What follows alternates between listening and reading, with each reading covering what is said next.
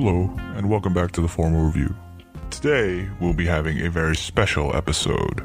Now sit back, maybe grab a drink, and let's talk about this movie. What's up, everyone, and welcome back to the Formal Review. This is Season 3, Episode 44, and I thank you all for tuning in once again. So this episode is a very, very special episode, as I will be talking to two people who were heavily involved on the film White Lie. So stay tuned.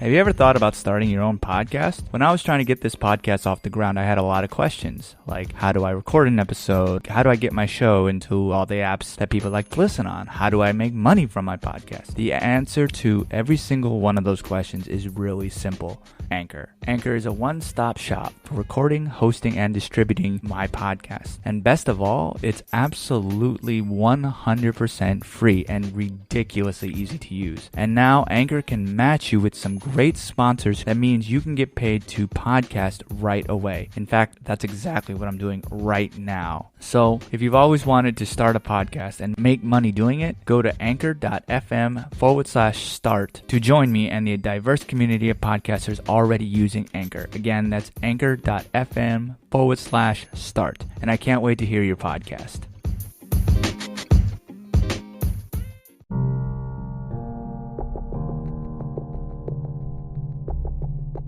So before we get into the interview, I want to give my listeners a quick update on the Golden Crane Awards. If this is your first time tuning in, last Monday, December 28th, I received notice of my nominee status for the Golden Crane Awards from the Asian American Podcast Association for my November History Special. Now, the ceremony was on Tuesday, December 29th, so if you missed it, unfortunately, I did not win anything.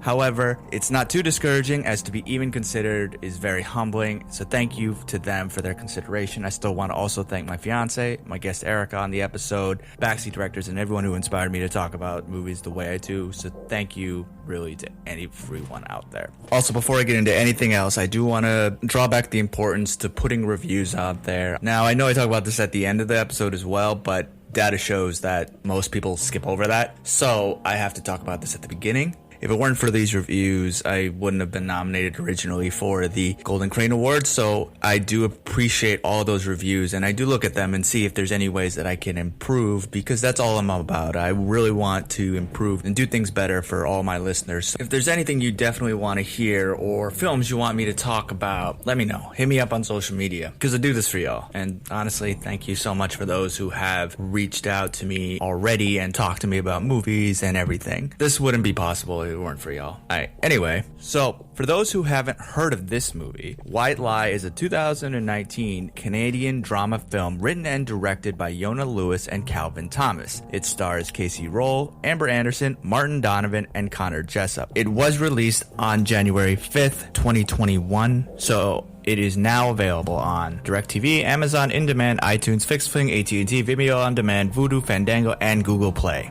And if you haven't seen the trailer for it, I'll give you the audio here. Hey guys, my name's Katie Arnson, if you don't already know that. I'm in my second year at university. I'm studying contemporary dance.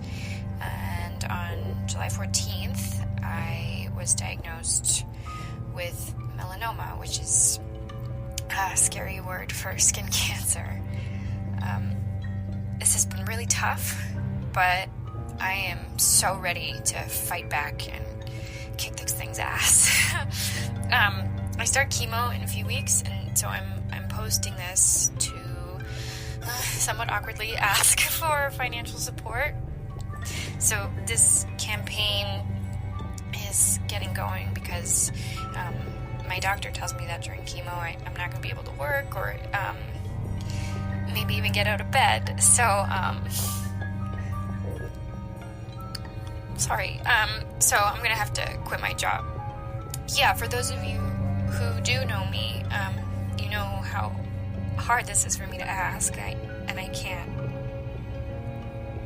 believe I actually have to do this, but in this case, it may actually save my life. Yeah, okay, hugs, good vibes. I'm just gonna try and keep smiling, and love you guys. So, as I will be talking to people who were heavily involved on the film, there may be some spoilers for the film. So, as always, I do suggest you go watch the film prior to anything so you don't get anything spoiled for you. However, if you don't care about that, keep listening. Now, if you want to check out my full thoughts on the movie itself, go to backseatdirectors.com. I did a written review of this movie on there, so you can go check that out. So, let's welcome on Yonah and Calvin. Hi, I'm Yonah. Yonah Lewis. I'm one of the writer, producer, and directors of White Lie. Calvin Thomas, the other writer, producer, director of White Lie. Firstly, thank you both very, very much for coming on. I really do appreciate it. When I watched the film last week, I really, really enjoyed it. So I really think that it's really great for me to be able to talk to you guys about it. But before we get into that, what is your story and how did you kind of end up directing and also directing together? Sorry, go ahead, Calvin. Go. I think how we ended up together is a question that gets asked a lot because usually there is a sole director. There's many examples of co-directors. Oftentimes they're brothers. We are not related. But we met 15 years ago in film school and just kind of were into the same kind of films, sort of had a similar drive and a similar ambition. And it's very clear that filmmaking requires support. And, forming a team out of school is very, very valuable. It's probably the only valuable thing that came out of film school for us. And so when we left film school, we just tried to reteach ourselves film. We were watching films obsessively, 600-700 movies a year, trying to teach ourselves filmmaking and try to learn and get to a place where we what we want to make. And all of that happened together. So we learned how to make movies and we learned how to watch movies together. And, within the first couple of years, I think we both just wanted to be directors and it just sort of, but we both wanted to work together. So it just kind of came organically. And now, more people have seen this movie than any of our other movies. And so we're asked that question more frequently because there's just more opportunities for Q&As and stuff. And now 15 years later, it's not really anything that we think about because that relationship, the instincts were built together and formed together. And so it's a varied process. There's a third member of our unit who formally acts as our composer and editor. He's actually Yonah's brother, but he's very involved in casting and the writing process, and he is a third collaborator. So it's sort of, when you bring in Lev into the equation, it's kind of a bit like a band created by people. And then, of course, obviously, when you make the movie, there's 30, 40, 50 other collaborators. Right. To make that happen, but on stage and all the way to the end, it's Yonah and I and Lev as well. So you mentioned movies together. Is there any that directly inspires you or that you definitely draw your technique from? There's a lot of directors who've inspired us throughout our careers, but I think more than that, we tend to find people who inspire us on a project-by-project basis. Each project has its own set of sort of complications, obstacles, and challenges, and we often go to certain directors to help us figure out how to deal with that. So with White Lie, for example, there was a lot of technology in the film, very modern technology, just phones, computers, things that we all take for granted, but we tend to think are done very poorly in most movies. Most modern films have trouble dealing with that type of technology. Most of the time, when people are dealing with phones, you see this sort of stupid text popping up on screen and little bubbles above them or whatever. We think that just takes you out of the movie right away. So we ended up going to a number of filmmakers and sort of countries from certain films that deal with that better than we think North American films tend to. So we think certain films in Asia tend to deal with technology really well. They seem to be a bit ahead of us. There's a French director, Olivier Assayas, who he deals with technology in a very modern way, like his own personal shopper. There's a lot of phones in that, for example. We looked at that a lot to see how people deal with phones. And we even started realizing there's a lot of filmmakers, modern day filmmakers, American filmmakers, let's say Paul Thomas Anderson, Scorsese, whoever they may be, who for the most part don't deal with modern day films anymore. And so you can't actually look to these people and see how they deal with phones. The last time Scorsese, I think, dealt with anything modern was like The Departed. So phones were very different back then. Right. So how you deal with that? Landlines. Exactly. Yeah, landline. They do have cell phones in The Departed. There's a little bit of it, but they're like flip phone kind of things. Right. So dealing with texts and all that kind of stuff is just a completely different matter. So we ended up going to certain people and just saying, like, how the hell do you do this? Because it scares us to deal with this technology. Clearly it scares other people. They're not dealing with it that much. Our favorite directors are often not dealing with that. So how do you deal with it? Who do you look to give you examples of how to deal with it with some style? So now going into White Lie as a film, I really enjoyed. I thought it was kind of a twist of like a cancer story, and obviously using the goodwill of humanity to their benefit. It reminded me of this true story from November 2017, where this group of 3 people kind of made up this feel-good story and created a GoFundMe page that they titled "Paying It Forward." Now, for those listeners who don't know of this story, basically these 3 people made up this story about a homeless guy giving this woman cash. About somebody doing this in real life about a decade ago, and we were instantly just like fascinated by the kind of person who would do this. So somebody who is faking cancer for financial gain, and we looked into it a little bit and realized that there was a whole phenomenon of people doing this. And with the rise of social media, of the internet over the last 10-15 years, the way in which that is sort of interwoven in our lives, it became easier and easier for people to hide behind a laptop, hide behind a computer and say, I'm sick, help me, whether it's for money, attention, whatever it may be. So we didn't base this on any individual person, but we just started looking into everyone who was doing this kind of thing and took little pieces from everywhere and created our own version of it. So because this was an original story, and maybe you can answer this question, maybe you can't, why does Katie lie? Because I couldn't really find a definite reason for it, but how I saw it, it almost felt just like a coping mechanism for loss. By faking this, she's always getting support. There's always somebody there. But then, obviously, in the end, tell the truth, and she loses somebody who she obviously cares about a lot. But that's just my interpretation of it. Now I'm curious to know what it actually was. Which is good, because we hope it's clear. But also, we chose, as Yonah said, we had this idea for a long time. We knew it would be a good character. The challenge was, how do you structure the story? How much of her story do you tell? We could easily do the origin story of her having hair, watching her make the decision to first shave her head, make that decision to fake cancer. You could tell her story over a year, the rise and fall of her. But that ultimately wasn't the direction we chose. We wanted to do something that kind of was you're sort of a slice of life of her. And we tried to find what we thought was the most interesting and sort of most conflict-ridden section of her story, which is sort of the crumbling of that lie. And so we set the story over 5 days. And when you structure a film with such a short timeline, it's too convenient to try to get in all the answers. And so when you inherently have a film that's only 96 minutes that takes place over 5 days of someone's life, you cannot get in all of that origin, all of that backstory, all of the reasons, all of the whys and hows. So what was more interesting to us was watching someone at a very late stage in a very, very deep, complex lie try to keep that together. What we were drawn to with her character was, how does she react to situations? How does she think on her feet? And how does she try to maintain this life for herself? And so that's our priority, and that's what we wanted to focus on. And there are hints, as you said, coping for loss, trying to create a network of support for yourself when maybe you didn't have that before. There's lots of hints that we've tried to pepper in. And again, you have to be sneaky about that, because you just can't have a scene, someone saying, why are you doing this, Katie? And it's just too convenient to have it in the timeline that we gave ourselves. So I think it's very hard for a character like her at the stage where you see her in the film to think back to 6 months ago, 9 months ago, whatever it was, to say, oh, why did I start doing this?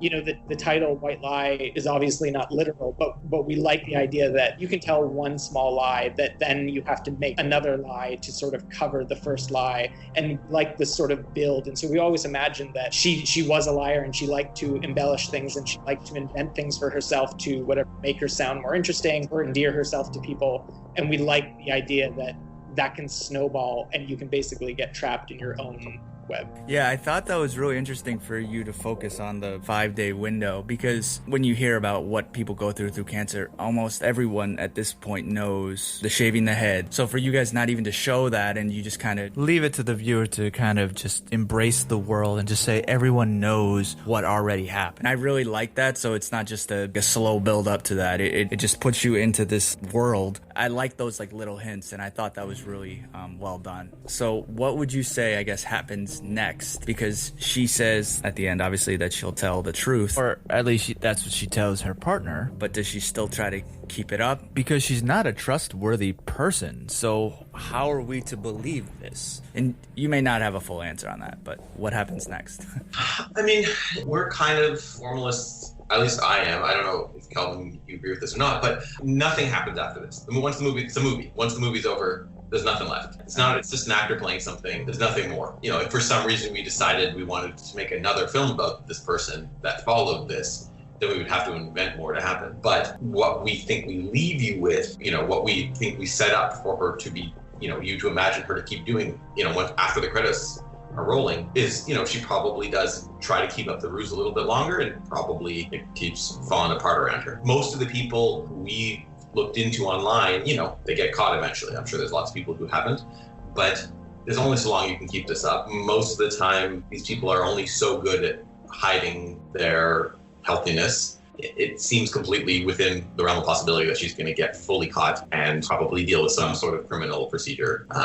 Although the movie, it's a very quick moment and you're sort of left, hopefully, a little breathless, I do think it's pretty clear that she's done. She's over. That doesn't mean she might not keep trying for a little bit more. But, you know, the cat's out of the bag, even if she's pretending it's not. Okay. So now moving on to the acting. How was it working with Casey Roll? I'm not sure exactly how to pronounce her last name. I've seen her before on Arrow, and I really liked her on there. But this was my first cinematic viewing of her acting, and I thought she did a really phenomenal job. So how was it working with her? I mean, Casey's a gem. Honestly, we've worked with a lot of non-actors previously and some actors, but we've never worked with someone with Casey's background. And there were a lot of roles in the film to cast, but obviously Katie is in every single scene. She carries the entire movie, so there's a lot of pressure there to cast the right person. And you hear this from directors from all time, that once you cast well, you're in good hands and you don't have to do a lot of direction. And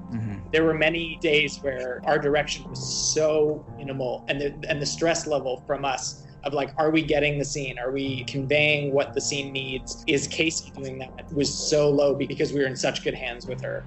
And her instincts are very good. She flubbed the line once, twice. It was very funny. I remember it was like a late night thing. She just doesn't drop lines. She's such a pro. And somehow, and a lot of actors did this. I know Connor can do this. Amber does this as well. But Casey got this the most. And I don't know how you do it, because my brain does not work like this. But when we tell her sometimes, the two of us talking to her and giving her little notes for a scene after a take, one note, and then we'd stop ourselves being like, oh, that's too many notes. We're giving her too many things just after one take. And somehow great actors digest all of that. And then you see it in the next take. You see them taking those notes. And if it's a bad note, then you see them doing it, you see it not working well. Or if it's a good note, you see the scene getting better. And I don't know, acting is kind of a bit of a magic thing. And when good at it and it appears effortless, which is what it does for Casey, it's pretty special. So you mentioned her as well with Amber and her performance as Jennifer. I thought she was really fantastic. And even though brief, like you mentioned, that final scene, for me, like that's like, it's very heartbreaking, because you see like all this support, and then with one line of dialogue, everything just gets wiped from her face. So I thought she was great. How is it working with her? Amber was fantastic as well. I mean, the thing that was complicated about working with both Casey and Amber was that we didn't have almost any time with them in advance. We're based in Toronto. Casey's in the west coast of Canada. We didn't get a chance to meet her in person before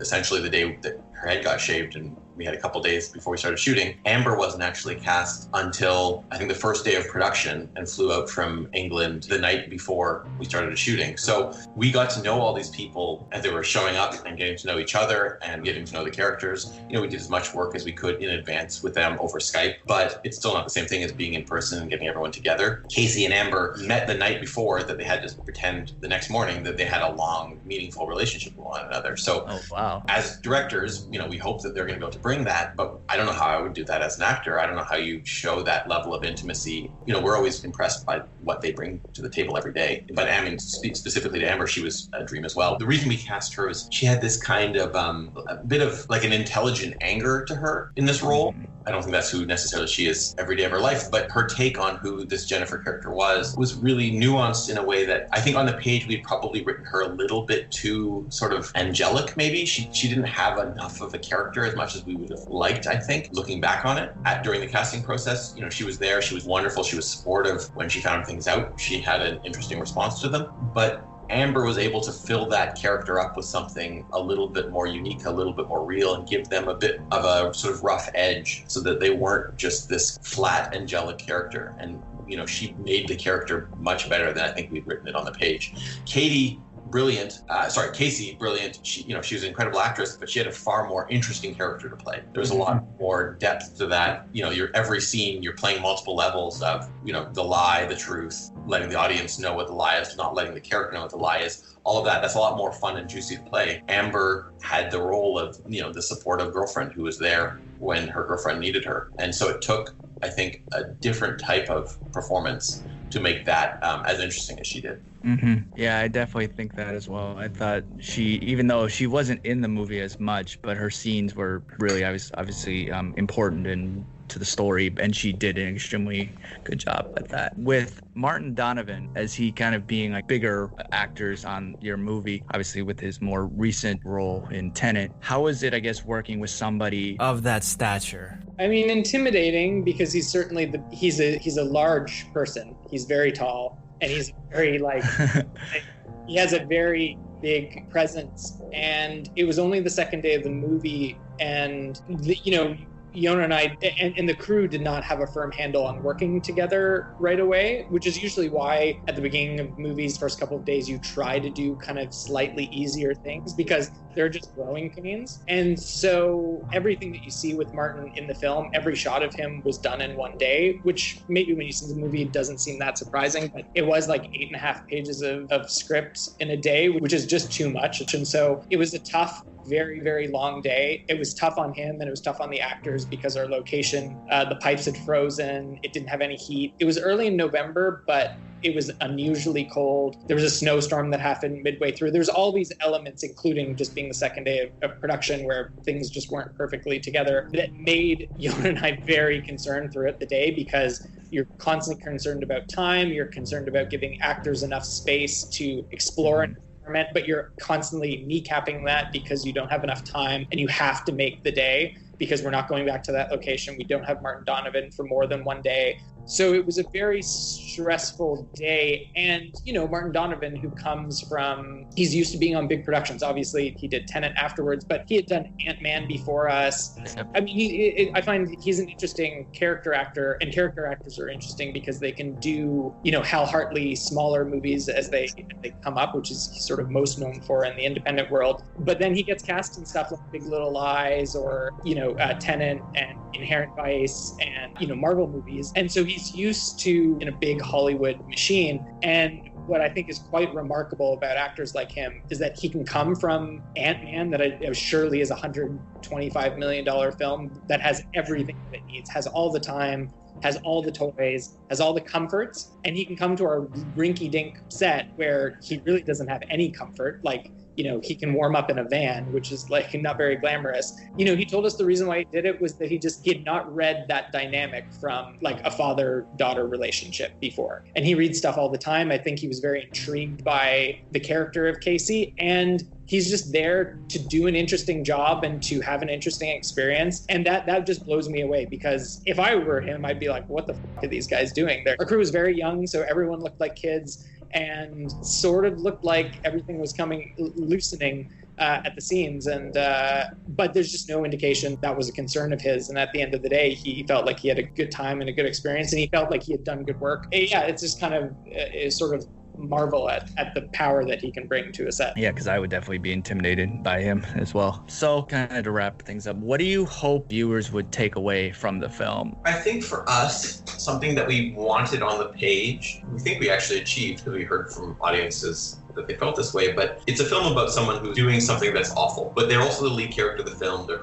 the only person you really get to identify with from the vast majority of the script. So you do start identifying, sympathizing, and rooting for them at points. At least it's what we wanted from the script, what we tried to achieve on the day when we were shooting, and what we think people often come away with is this idea that you start rooting for her and then you realize that. Once in a while, you get pulled out of it for a second and you realize you're rooting for someone who's doing something that you don't want them to get away with. But then you get caught up in it again, and there's this sort of wave of rooting for someone, realizing you're doing that, rooting for them again, and feeling that sort of discomfort, realizing within yourself that you're grappling with those ideas and how easy it is to care, to sympathize for somebody who's doing something that clearly I think we all can agree is just truly awful.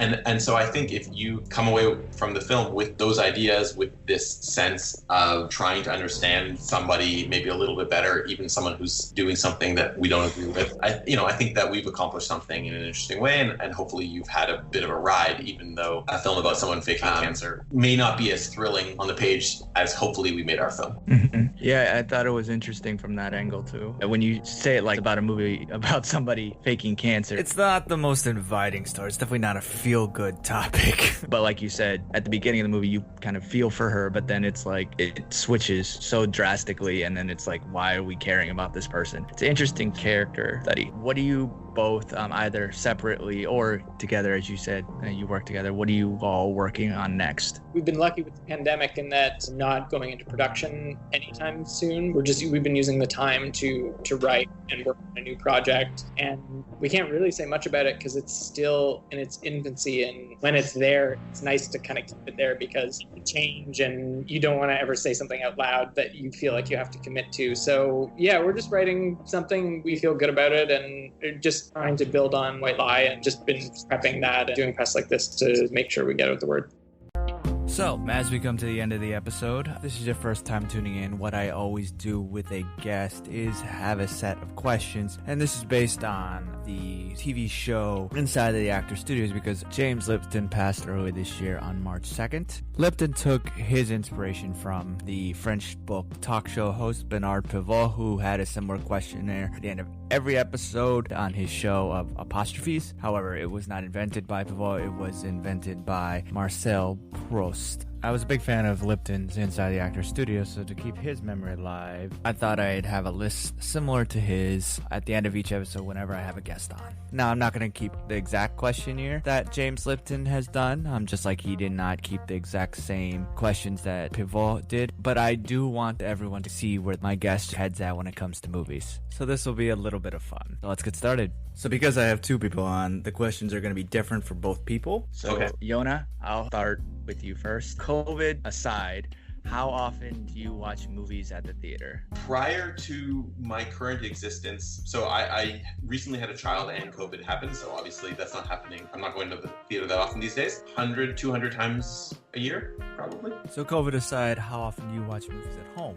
On average, I would say one a day, but probably a little bit higher than that. Is there an actor or director that will make you watch a film no matter what? Oh, I mean, many. There's a million people who I will watch the movie no matter how much I'm interested in the subject matter, perhaps. First person who comes to mind, just because Calvin and I were talking about him earlier this morning, is Cary Grant. I'm a very big Cary Grant fan. Do you prefer digital or hard copy movies? Definitely Blu-ray streaming. Since you do already a lot of movie-related professions, what is one that you would like to attempt if you could? Oh boy, I don't know.